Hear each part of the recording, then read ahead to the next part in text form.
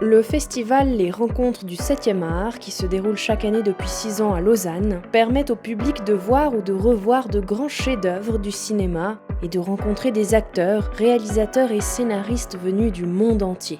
Le festival crée un pont entre les professionnels du cinéma et ceux qui, cinéphiles en herbe, souhaitent se rapprocher de l'univers du 7e art sans pour autant en être des acteurs de première ligne. On crée des rencontres, ça s'appelle Rencontres 7e art Lausanne, donc l'idée c'est qu'il y ait plein de rencontres, un peu partout, que ce soit avant un film ou après un film, avec des présentations, avec ce qu'on appelle des Q&A, questions-réponses, avec le public et avec les modérateurs. Il y a toujours un moment donné, on se tourne vers le public et le public peut directement poser des questions et c'est très sympa, comme hier soir avec Jean Dujardin. Et c'était très sympa, il y a des questions très intéressantes du public d'ailleurs. Et puis avec des tables rondes, avec des débats, des masterclass. On a des ateliers aussi maintenant, pour des ateliers de stop motion, des ateliers d'écriture, des ateliers de doublage aussi. Enfin, il y a plein de choses en fait qui sont faites pour le public. Et c'est formidable, c'est très excitant. Et d'ailleurs, il y a eu tout de suite un véritable succès en fait sur tous les ateliers. Et puis l'idée en fait, c'est d'intéresser les gens au cinéma. Ceux qui sont pas intéressés, ceux qui sont intéressés, tant mieux. On leur offre un magnifique, je dirais 8 jours, une vingtaine de jours, ou 10 jours pratiquement, d'une plongée dans le cinéma. Et puis en baissant les prix aussi des tickets, parce qu'on les baisse.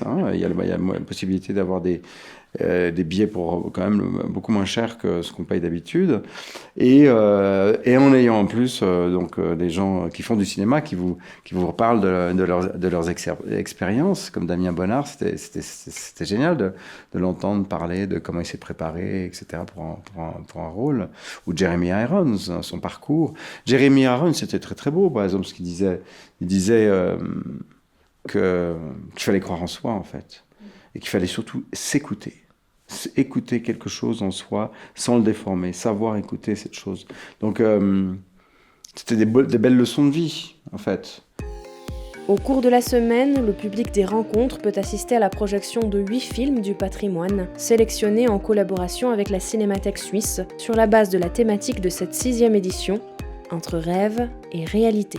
Il y a Miracle à Milan de De Sica, il y a les Fellini, et puis il y a Dreams d'Akira Kurosawa. Donc c'est des films qui oscillent entre le rêve et la réalité. Dreams, s'il porte bien son nom, c'est des rêves que Kurosawa a vécu et qu'il les a mis en images, les a filmés. C'est génial, c'est d'une beauté incroyable.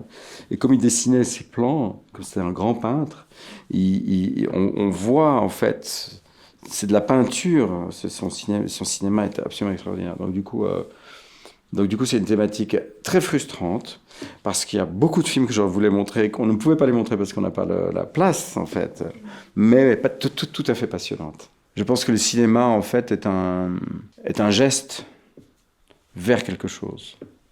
Donc, pour ceux qui le font, mais aussi pour le spectateur. Le spectateur fait le geste d'y aller au cinéma. Il prend une décision d'aller voir un film, et physiquement, il y va, et il donne ce moment-là au film.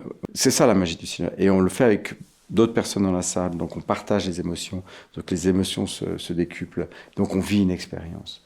C'est pas tout à fait pareil quand on est seul devant sa télévision le soir, quand on reste dans sa zone de confort et qu'on peut éteindre quand on veut. C'est bien aussi, on a besoin. Moi j'ai besoin aussi de temps en temps d'être sous ma couette et de regarder des séries juste pour pas penser, juste pour me détendre, etc. C'est bien. Mais le cinéma c'est autre chose. Il reste encore 2 jours pour profiter des ateliers et des masterclass proposés par le festival pour assister aux projections d'avant-première ou de grands classiques comme les Notti Bianche. Demain, samedi 11 mars, une cérémonie de rencontre aura lieu au Casino de Montbenon en présence de Vincent Pérez, de l'actrice de renommée internationale Léa Seydoux et des invités du festival. La cérémonie sera suivie de la projection du film L'Enfant d'en haut, réalisé par la franco-suisse Ursula Meyer et choisi pour représenter la Suisse aux Oscars dans la catégorie Meilleur film étranger.